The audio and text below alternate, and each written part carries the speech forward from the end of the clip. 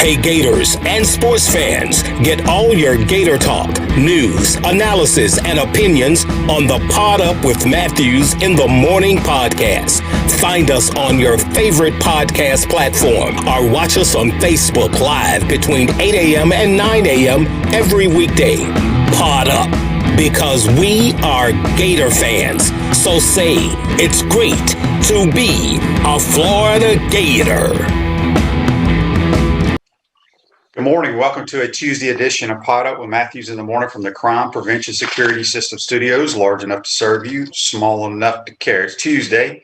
That means we'll have good old Buddy Martin from the Buddy Martin Show here in just a second. Second portion of the show today, we're going to have Scott Moore from up in the state of Alabama, covers the Panhandle. His radio show, I Talk SEC. He'll give us his thoughts about the SEC, obviously Alabama, but we'll also get some impersonations. He is outstanding at all the college football coaches. But first, let's go to the Titan MR hotline, and we're joined by good old Buddy Martin. Good morning, buddy. How are you? Good morning, Shane. Does he do Spurrier? Because everybody thinks they can do Spurrier. And he does. Bad ones. Yeah, he does, Bobby. I mean, he does them all. Yeah. It's crazy. He goes to these speaking engagements, and he's pretty good. Does a good job with it. So it's pretty funny. I think our people will like it. He also is very close to the Alabama program, so we'll get his thoughts on what is out there.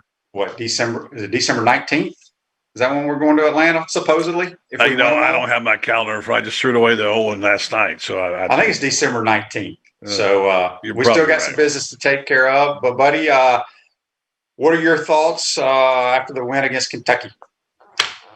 Well, thank goodness for special teams. Why is that? You were worried, buddy? No. I'm just saying that even Dan talked about it yesterday in his press conference, and they were struggling there. And offensively, I don't know. Look, here's real or not. Here's the perception. Florida sleepwalks the first quarter, especially the defense. They can't even get lined up right. I mean, let's be honest. All right.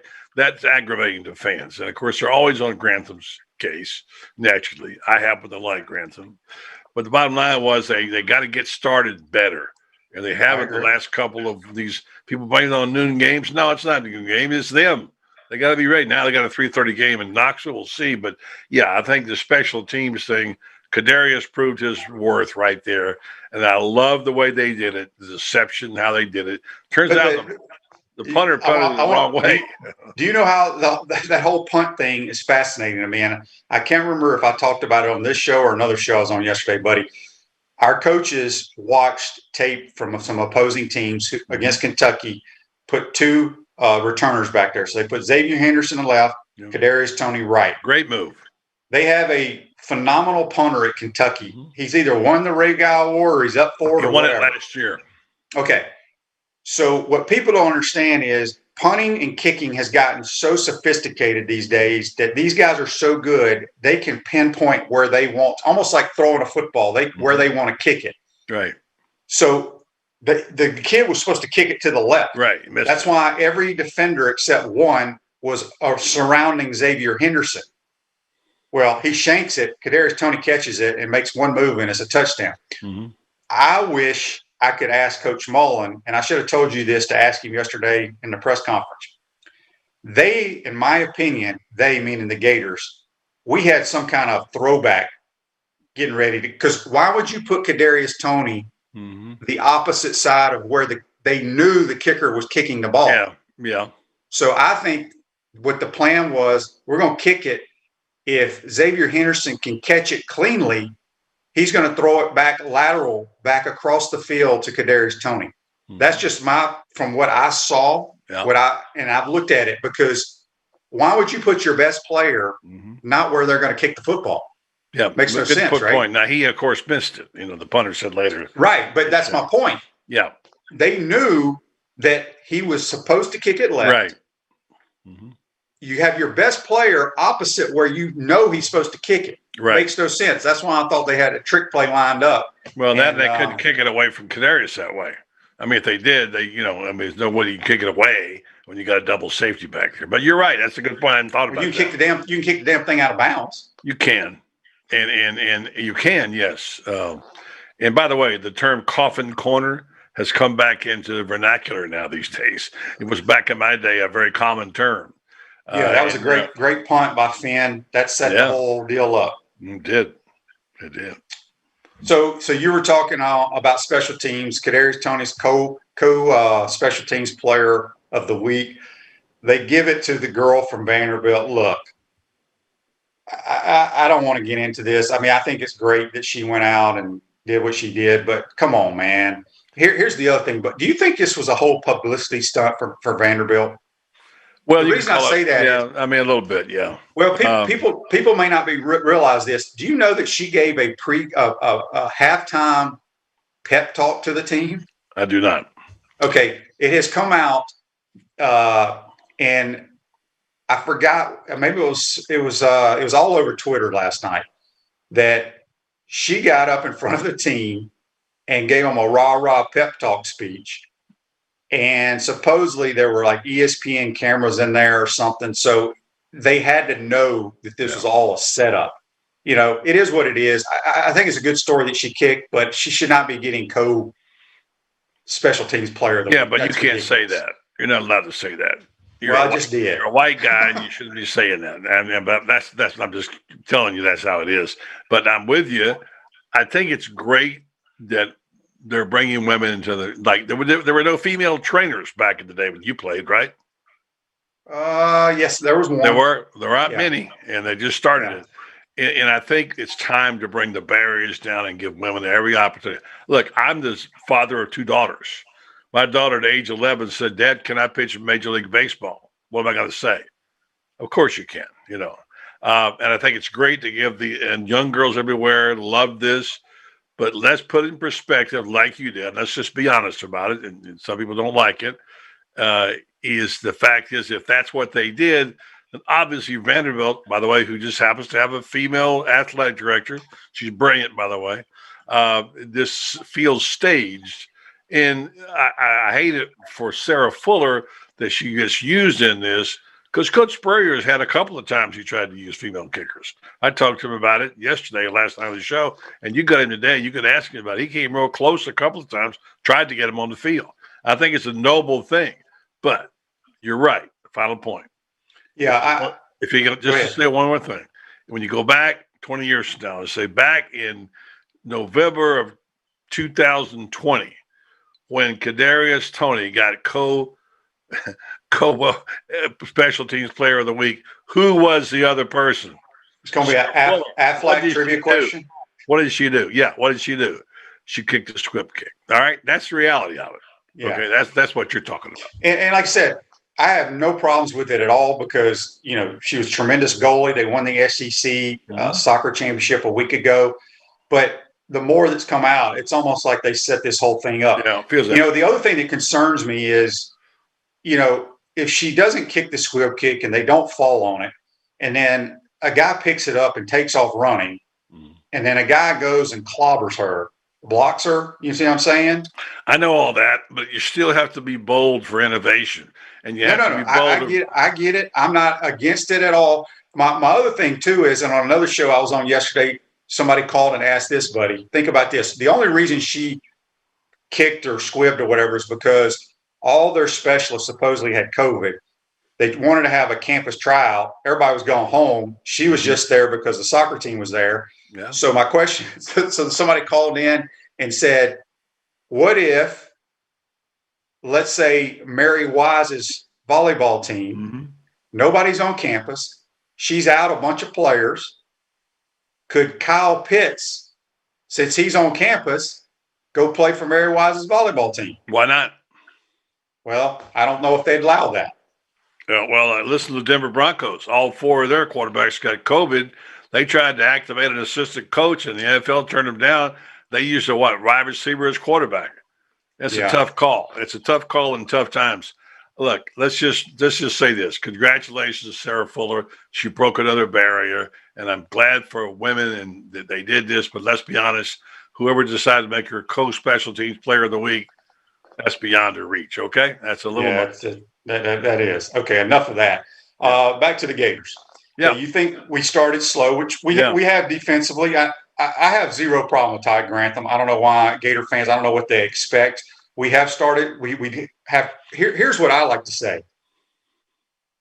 I try to give credit to the other people because, Mark Stoops and his staff, they watch tape, just the same exact tape that Dan Mullen watches. They sit in their office till 4 o'clock in the morning. Sometimes you got to give them some credit. And if you go back and you watch the Kentucky game that they played against Alabama, the first half was the exact same way. They ran it down Alabama's throat. They go down there, kick a field goal. They run it down Alabama's throat. They have another opportunity to score a touchdown, but then they get a penalty, back up.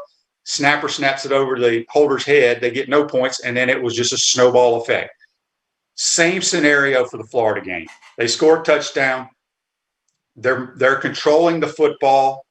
What happens? They don't go for a couple of fourth downs that they probably should have.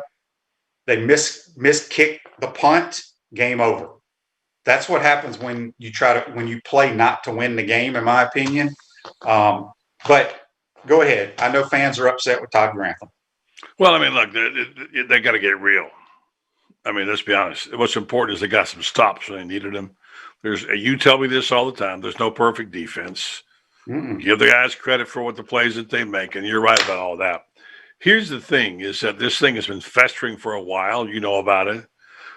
Optically, it wasn't very good to see Dan Mullen screaming in the face of his defensive coordinator. Okay, I don't care what you say. And I've talked to some other people, other coaches, who said that wasn't cool. And these are not little people. These are people who know what they're talking about. And I think that is something Dan regretted, which is why when he went into the press conference was asked about it by one of the guys, because you have to ask it. He's right there for you to see. He's screaming at Grantham, which is his right. He's the head coach. I get it. But I don't think I ever saw Coach Spurrier do it that way and that vociferously to one of his. He hollered at people, and you know that. But I don't think he ever got in the face away. And it reminded me a little bit of McElwain. Remember? When he lost it on the sideline. I think it was the running back, Fred Taylor's son. Gosh, I can't remember his first name now. Anyway, the point is that this is part of Dan Mullen now he's a big figure. He's a big media guy. That didn't play well, I think. Now you have to go answer the questions in the press conference. What was going on? And I like how Mullen played it. He played it off with humor. Well, he lives in my neighborhood, and he has Christmas lights up too early. I told him, don't turn those, one of those things. And that's a good way to handle it because it shows a little sense of humor. But that's the problem. This thing is obviously deeper than just a disagreement about on the sideline. There is an issue here. I hope it goes away, and maybe they're man enough to work it out. That's good. They probably are. But you can talk about it all you want to, but people see what they see. Yeah. Real quick, I'm going to read a Facebook Live brought to you by Metal Law, where you matter most, also the only official law firm partner of the Florida Gators. Dan says, Gator softball is one of my favorite sports. There's a new pro league. It's gotten a lot more popular the last 10 years. Gymnastics popularity at Florida is huge. Yeah, I'm not sitting here. Gator softball is my number one sport. Football, yes, because I play. But I'm very close friends to the head coach and his wife. I've been to Oklahoma City. I love me some Gator softball. Right. It's probably my favorite sport. So this is nothing about girls sports. Well, I like all sports. I just think after the more that's come out about this Vanderbilt thing, it's a little weird to me. Okay, enough of that. Do I have a problem with Dan Mullen yelling at Ty Grantham? Absolutely not. Here's what I like to say to people. Football is an emotional game. Whether Dan – in my opinion, you can't compare Dan's mannerisms on the sideline to Coach Spurs, to Urban's or whatever. Everybody's themselves. He's going to react different ways. Here's what I will tell you. I went back and watched that when he started screaming and yelling. And I think it's because Dan was upset. Kentucky was running the football down our throat. Right, man. So the very next play, Tide went with a blitz, a pressure, okay? Well, if you don't get to the quarterback and you're playing man coverage and you have a running quarterback that can hurt you with his legs, that's when Terry Wilson took off for about a 30-yard gain. Then he's really screaming. So Dan knows the plan that the Gators are going into every game with on defense. He sits in those meetings with Todd Grantham, and they put the best plan that they think is going to give them the best chance to win. He wanted the football back. He wanted us to stop him. I get it. But again, you got to remember, buddy, he's in charge. So he hears every play call that's signaled in to Ventrell Miller, who makes the play calls out there that come from Todd Grantham, Dan can override those calls anytime he wants. He's the head coach. So if he doesn't like something that's being called defensively, all he has to do is on that little headset is say, no, I want this. So I see it all the time in locker rooms and stuff when I was playing. It's just part of the business. It is we gave up 10 points. 10 points. So, well, you don't have to defend Grantham to me. I'm a Grantham guy. You know that. Yeah. I think the thing is optically, and you can ask the HPC. Don't you do your show in the huddle today with him? Yes. Maybe you could ask him about it. See what he says. I'm sure he'll defend Coach Mullen a little bit. By the way, I don't want to sound like I'm ripping on Coach Mullen because, I mean, it was 3 years ago today about this time that Mullen's name came up, and our whole program started around this whole thing with Coach Mullen becoming the coach instead of Chip Kelly. And by the way, Chip Kelly was, in fact, courted, and some say verbally agreed. But we got Dan Mullen, and I think people are happy about that decision. I'm a huge Dan Mullen fan. I bring up the Heisman thing. I bring it up to say, just because it's a rare treat. Shane, we've been 10 years without a quarterback, okay? We need another statue out there. We finally got one, maybe. I look back at 1991, again, at my list of who was in the Heisman. I see that you weren't that far off of getting in the hunt in this Heisman Trophy race, and you probably had a better year next year in some regards. So you had a chance. You didn't get the Heisman. I get it. I understand you don't campaign for somebody, but maybe there's a way to at least occasionally mention it. That's all I'm saying.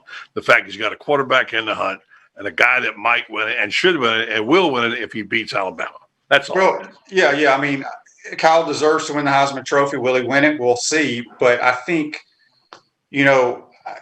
back in the day, they used to send out posters. I know, Shane. I was part of that. I remember, yeah. Yeah, you don't have to do that anymore because of social media. And Kyle's the favorite. If you go out to Vegas right now, Kyle Trask is the favorite to win the Heisman Trophy. Right.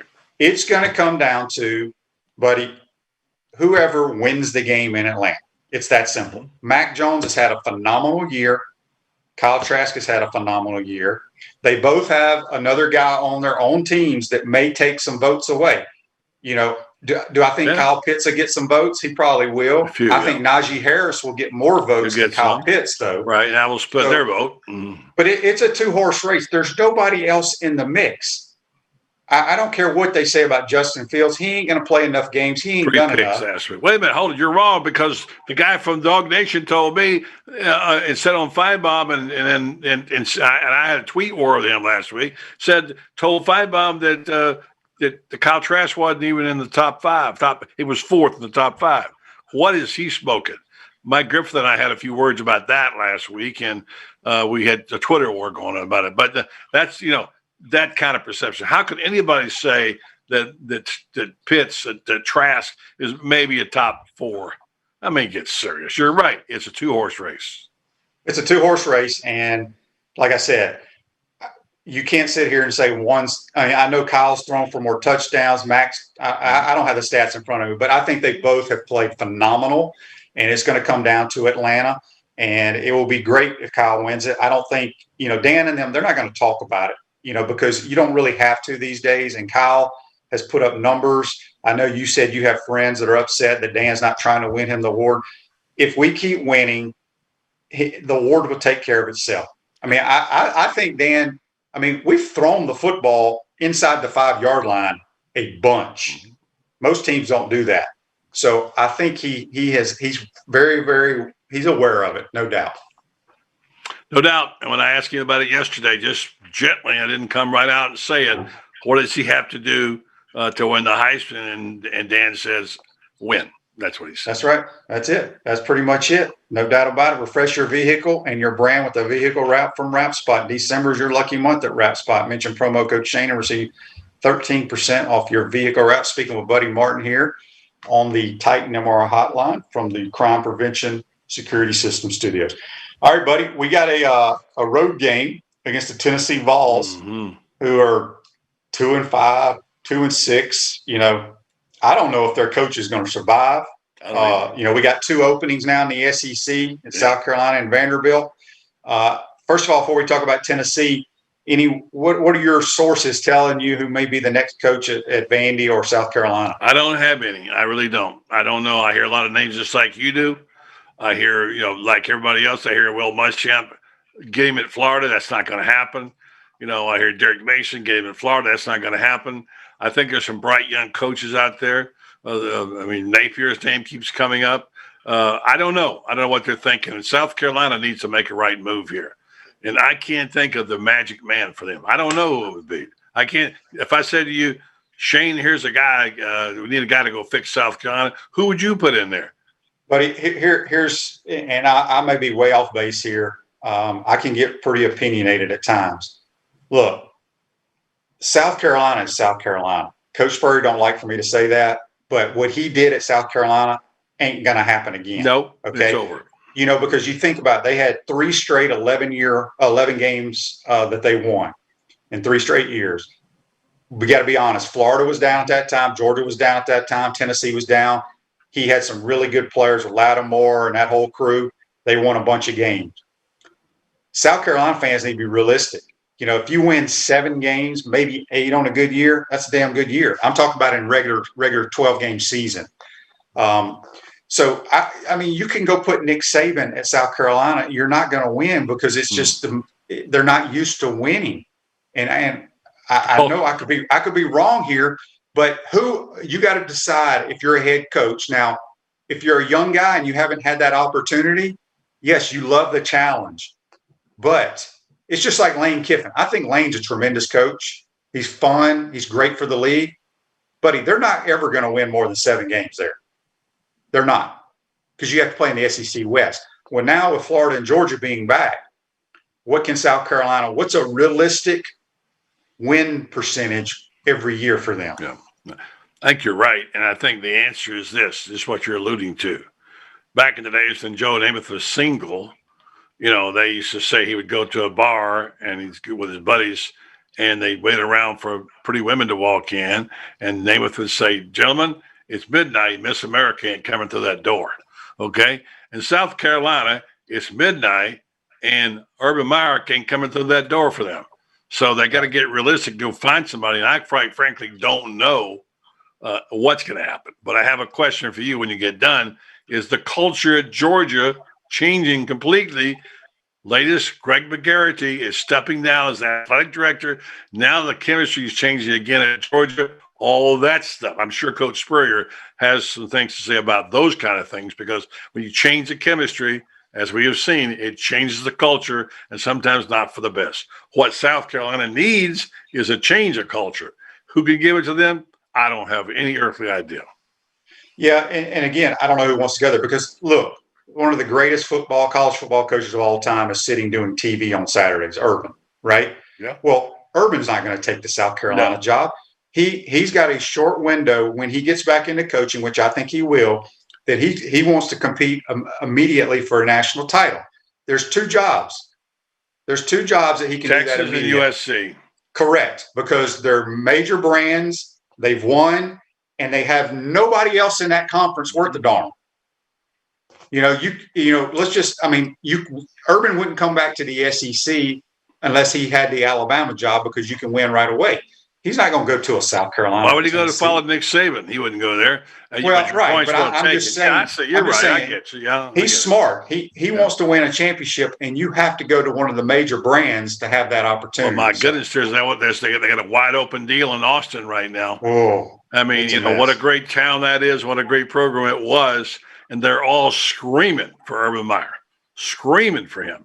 I bet he could walk in there and get a $50 million contract. And all they want him to come and look under the hood, quote unquote, and fix it. That's what they want. I don't know that Urban will ever coach again, but boy, I tell you, that'd be tempting.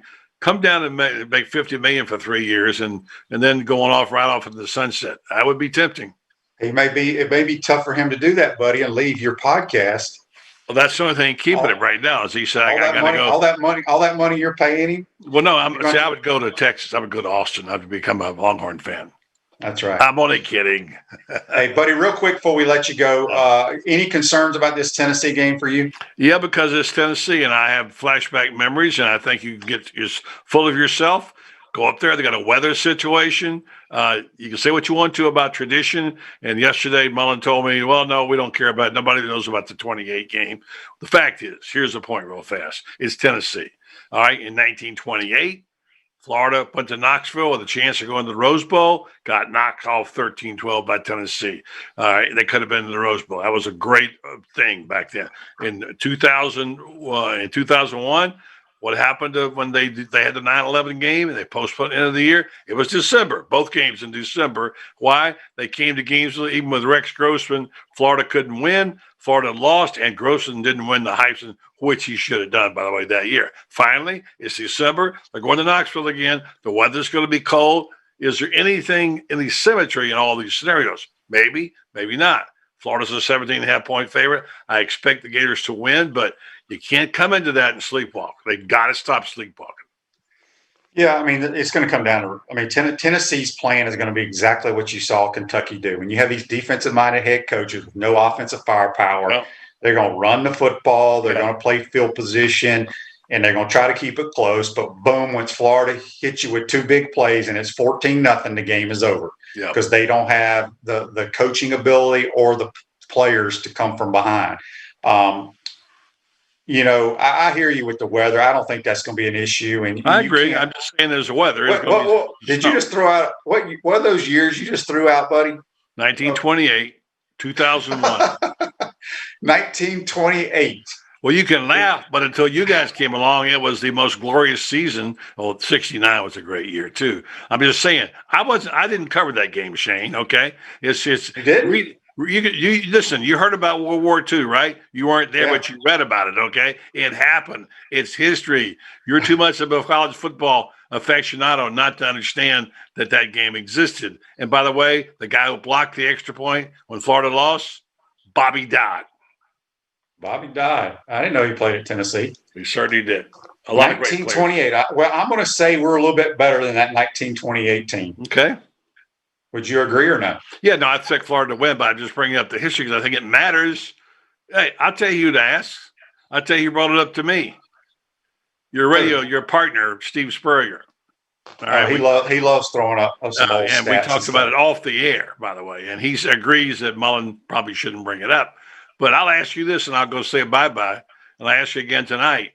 Does history matter at all? Does history matter? I mean, not really. That's a great question. That's something you should write a book on, because I'm a firm believer that whatever happened against Tennessee last year has no bearing on what's going to happen in the game Saturday. Mm-hmm. Zero, because you got different players. You may have some different coaches. You got different factors you're playing in the different circumstances. The only thing you can look at from a coaching standpoint is, okay, how did Tennessee line up against this formation last year, to have an idea?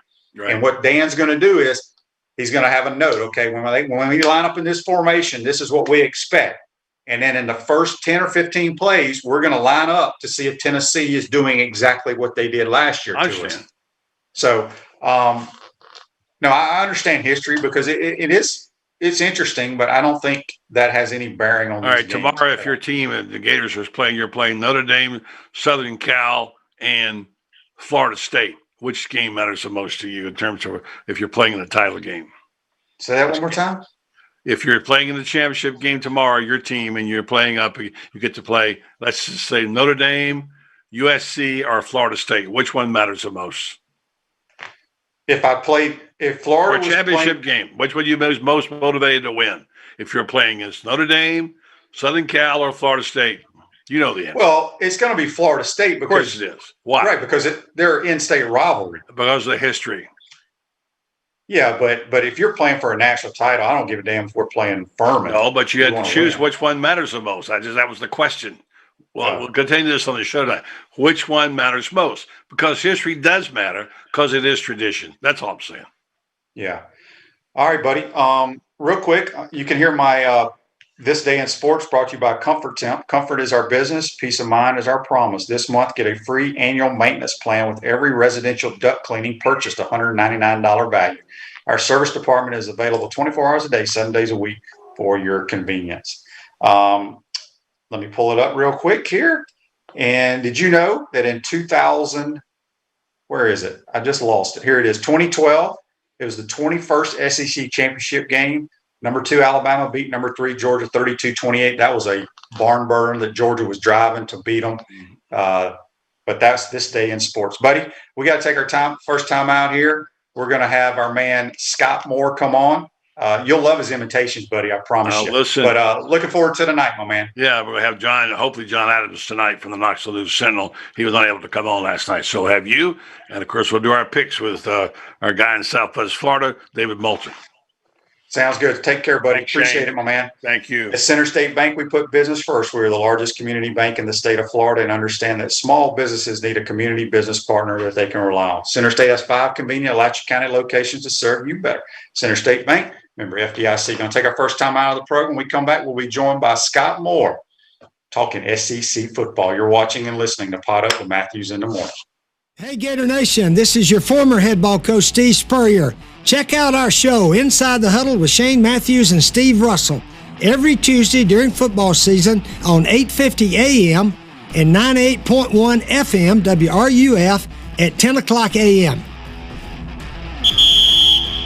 We want to take this moment to thank all our sponsors who keep the show going and pay the bills. Our gridiron sponsors are Crime Prevention Security Systems, large enough to serve you, small enough to care. Titan MRI, Gainesville's only locally owned and operated MRI facility. Meldon Law, where you matter most. Peachland Dental, Gator Nation's first choice for dentistry in Port Charlotte. Comfort Temp, comfort is our business, peace of mind is our promise. Celebration Point Town Center, Center State Bank, Chris Doring Mortgage.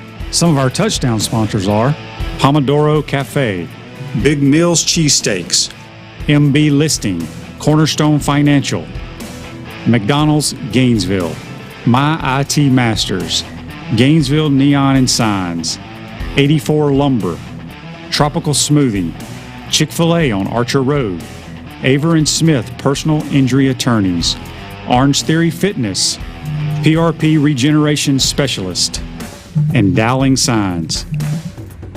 If you are interested in promoting your business on the show, you can visit our website, potupwithshane.com, and click the advertise button or call Freddie at 352-284-3733. Again, thank you for all the great businesses that support the show. Please remember, if you like what we are doing here, thank our sponsors and support the businesses that support us.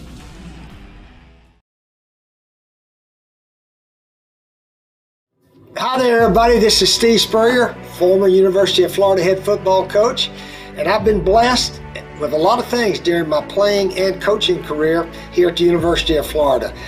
Lucky to win the Heisman Trophy way back in '66. We won the national championship in '96, and now we're bringing that same winning attitude to the restaurant game. In the spring of 2021, we're opening Spurrier's Gridiron Grill in Celebration Point right here in Gainesville. So we need the 5-star recruits at all the positions in the restaurant, from the front to the rear. So if you think you got what it takes to make the cut and work for us, I invite you to have a one-on-one meeting and greet with our management team at Hotel Indigo at Celebration Point. Learn all about our job opportunities with the restaurant. Now let me make this clear. We're only looking for the best of the best. So if you love your job and you love the restaurant business and want to be part of the most elite team here in Gainesville, then we want you to come and learn more about this experience. With your help and the best food, drinks, and services, we'll make Spurrier's Restaurant the envy of the Bulldogs, the Seminoles, the Vols, and everybody. So go to SpurrierDraft.com, fill out the application, and we'll see you then. Take care and go Gators.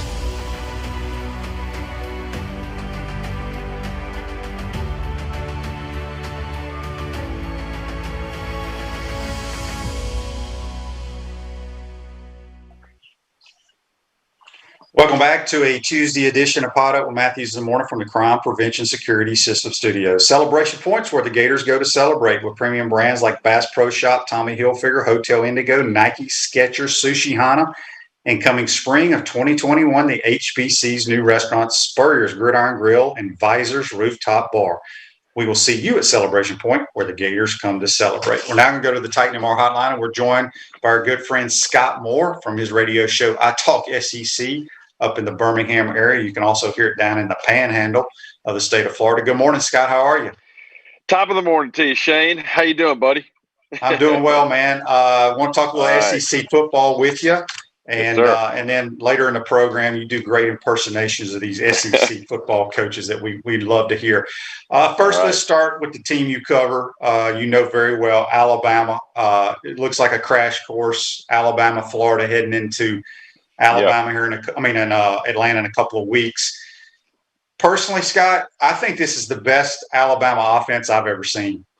Yeah, I agree with you, Shane. It's been the way they execute at such a high level. It all starts up front. I think this is the best offensive line Bama's had since the 11-12 run, when you had all those big, huge guys, the Barrett Joneses and that kind of group. But this group here is a nasty group. They're the biggest offensive line in college football. They're very, very physical, great pass protecting group, but the run blocking that they do, the protection that they give Mac Jones, that's where it all starts. And you give him time, and he's been lethal back there, especially over throws over 40 yards. So the timing's there, the leadership is there. All the seniors that came back, led by Alex Leatherwood and Najee Harris, has brought more leadership to this team than they probably had in the last 4 or 5 years.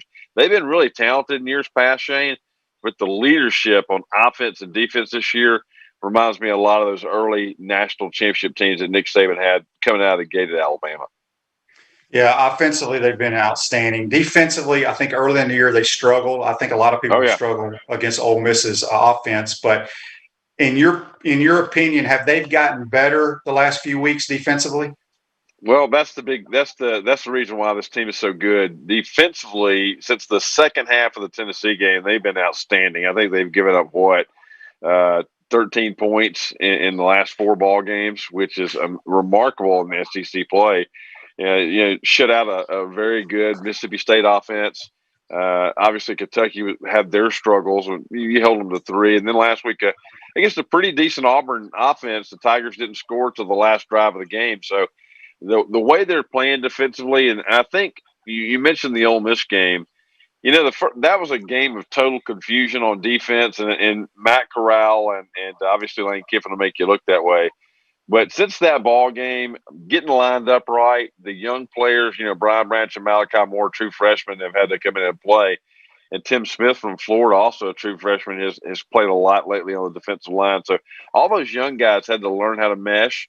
They have. And Job and Surtain have been outstanding corners. I think they're the best 2 corners right now in the SEC in terms of lockdown.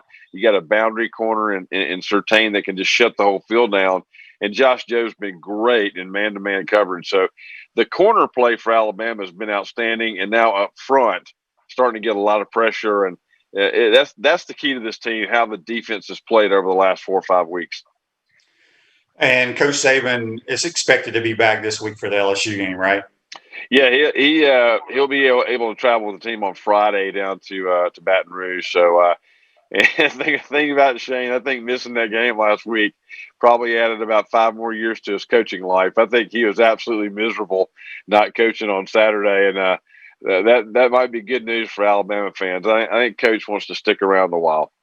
Yeah, and I saw Saban's interview. I think it was on College Game Day from his house, and he made a good point, and I agree 100% with him that if Coach Saban had back surgery, or a few years ago Hugh Freeze coached from the press box in a hospital bed or whatever, but if you test positive for COVID, you're not allowed to have any communication on game day at all with your team.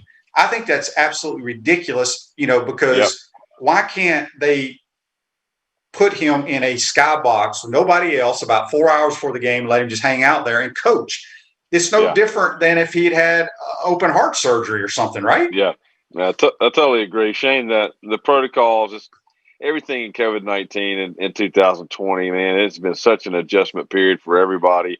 You look at the way the ACC's handled things, the way the Big Ten's handled things. It's probably going to cost Ohio State a trip to the playoffs. So, the rules are crazy. I am just so thankful, though, Shane, at the end of the day, that the SEC's kind of been the model, and it looks like all the Southeastern Conference teams are going to get to play 10 games. And I am so thrilled that we got football season. What would we have done through this pandemic if we hadn't had college football? I shudder to think about it.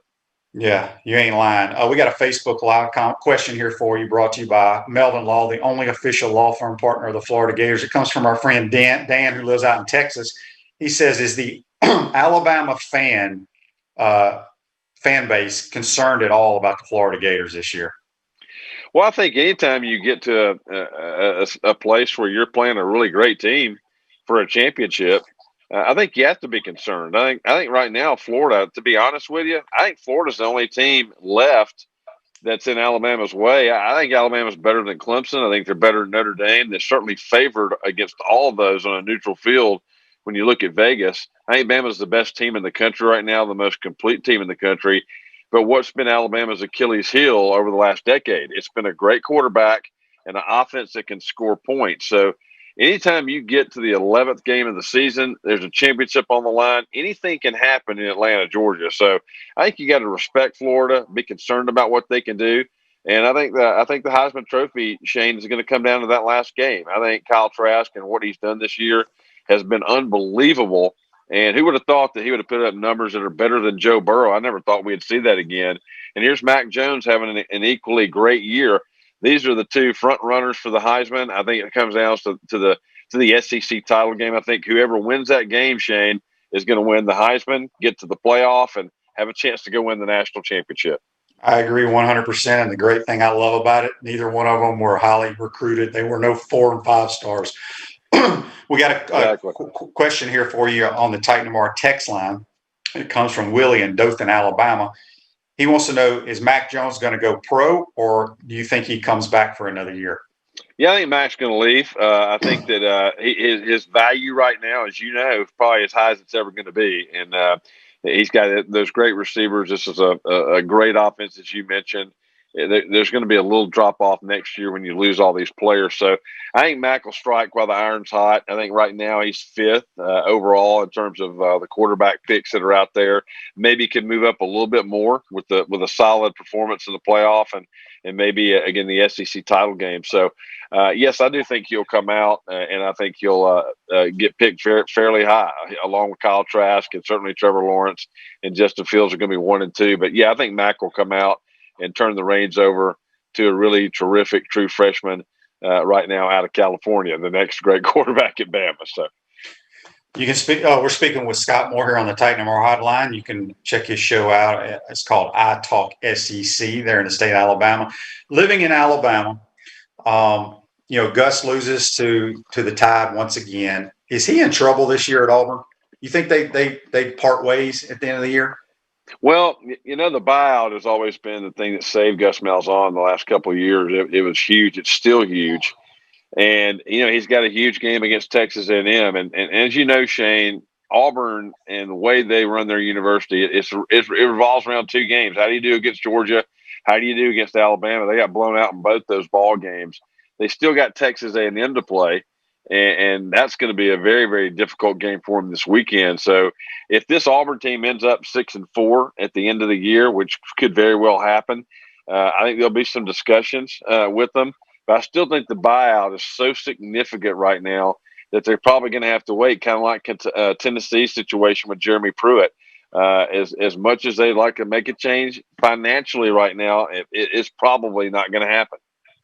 Yeah, I kind of agree with you there, but let me ask you this. So before I get to asking you to do your impersonations, who do you think or who are you hearing is going to be the next coach at South Carolina, and who would want the Vanderbilt job?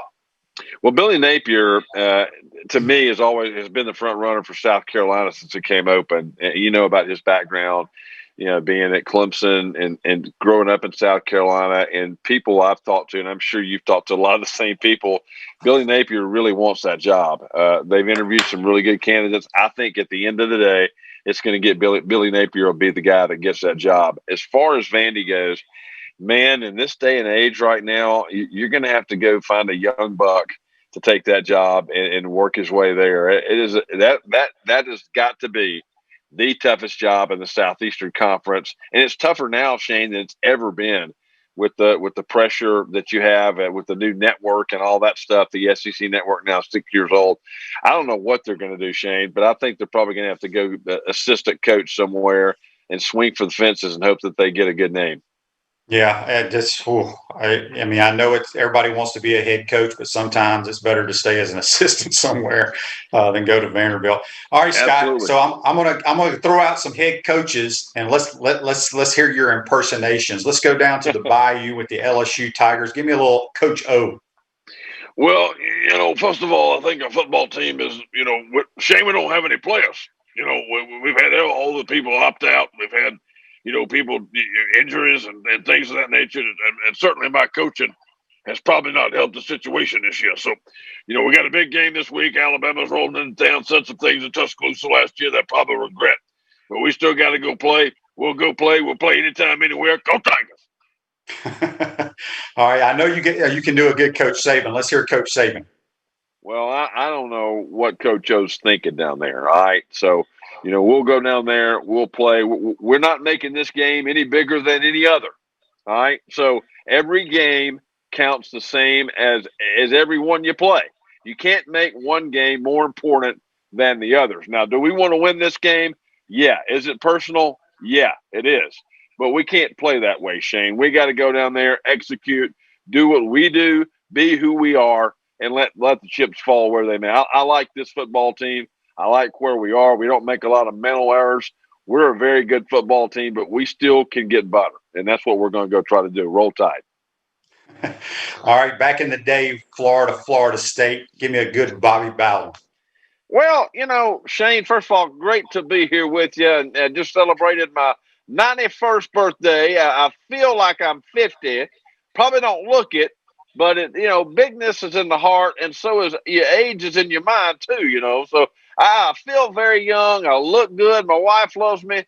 I can still hit the golf ball a long way, and I beat COVID-19. So I feel good. I feel like I'm gonna get another 20 years, Shane.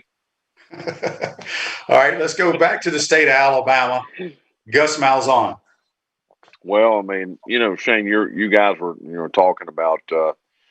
Talking about what we got to do to get butter. And I, there's a place down in Florida, you guys are familiar with it. It's called Land O'Lakes.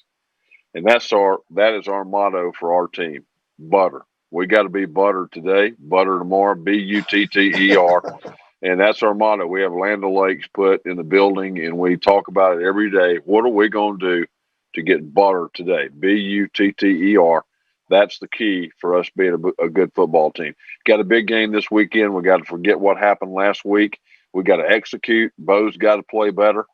Butter. And if he does that, we got a really good chance to beat Jimbo.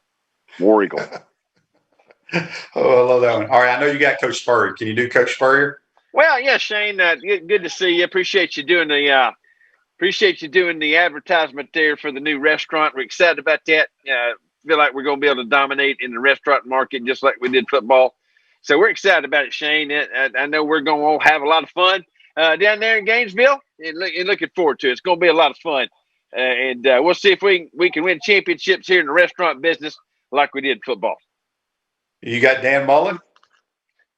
Well, yeah. Listen, Kyle's played great all year. He's played great, and Todd's coaching well. We're playing as a team, doing the things that we need to do. Shane, we just got to keep getting coming out of the gate ready to go every week with a great attitude, execution, all that. Go Gators! What about I don't know if I've ever asked you this one. Can you do Mike Leach at all? Well, the thing about him is when we start talking in an interview situation like we're having now, we might just start talking about, is there a Bigfoot? And when I was in Pullman, and people would ask me all the time, "Hey, Coach, have you seen Bigfoot?" And Shane, that question is, there's a show on TV called Finding Bigfoot. And they've had this show on 9 years and they still haven't found him. And so, does he exist? Maybe. But still, Shane, the point is there's a show out there that's being successful every day trying to find Bigfoot. They still hadn't found him. Kind of like us here at Mississippi State. We're looking for a championship, but hadn't found one yet. But that doesn't mean that we can't have a very successful program over the next 9 years, just like that show I guess it's on, what is it, that network that does Animal Planet, something like that. Yeah. But I guess you want to talk about football. Offensively, we've got a long way to go, Shane. Long way to go. We'll see if people buy in. But love being here. $4 million goes a long way in Starkville, much further than it did with taxes out there on the Palouse. What about can you do Lane Kiffin at all? Lane is a difficult one to do because I could do his mannerisms. He's Right. much easier to do when you get the hats on. So when I go speak somewhere, I grab the clipboard, the visor, and all that stuff. It could do him. I could do him pretty well. But I'm trying to think of one. Here's one that you'll probably want. How about we bring Coach Holtz in right quick? Would you like to talk to Coach Holtz? Coach Holtz. Well, I'm gonna tell you this, Shane. I just want to say that I have missed being on the field coaching. I've been watching all these football games on Zoom. I'm gonna tell you this: the Notre Dame Fighting Irish, they are a beautiful football team. They run the football. They're passionate. They're physical. I'm gonna tell you this: they love what they do. They coach like they play. They're absolutely committed to being the best that they can positively be. And I love this Notre Dame team. I'm gonna tell you, at the end of the day, Shane, it's the Notre Dame spirit that's going to end up winning out. And I'll tell you, we got a quarterback named Ian Book. Man, you can go a long way with a guy named Book. I'm going to just tell you that. Fighting Irish all the way. Go Notre Dame.